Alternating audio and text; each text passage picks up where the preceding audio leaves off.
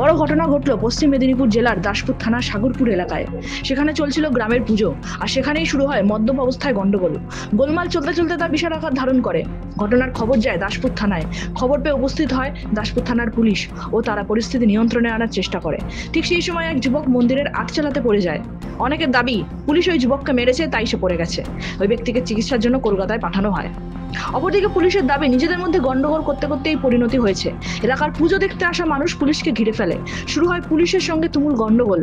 অভিযোগ, এক পুলিশ কর্মীর মাথা ফাটিয়ে দেয় উত্তেজিত জনতা। অকথ্য ভাষায় গালি দেওয়া হয়েছে পুলিশকে। এমনকি পুলিশ গাড়িও নাকি ভেঙে দেওয়া হয়। পরিস্থিতি সামাল দিতে নামানো হয় র্যাব ও ঘটনাস্থলে উপস্থিত হয় ঘাটাল মহকুমা পুলিশ আধিকারিক, Ghatal circle inspector, OC Daspur, OC Ghatal সহ বিশাল পুলিশ বাহিনী। ঘটনায় রাতেই এলাকা থেকে গ্রেফতার করা হয় 10 জনেরও বেশি ব্যক্তিকে।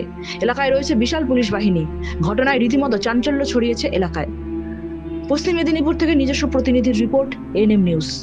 আরও খবরের আপডেট পেতে সাবস্ক্রাইব করুন আমাদের ইউটিউব চ্যানেলটি আর বেল আইকনে ক্লিক করুন নোটিফিকেশনস পেতে।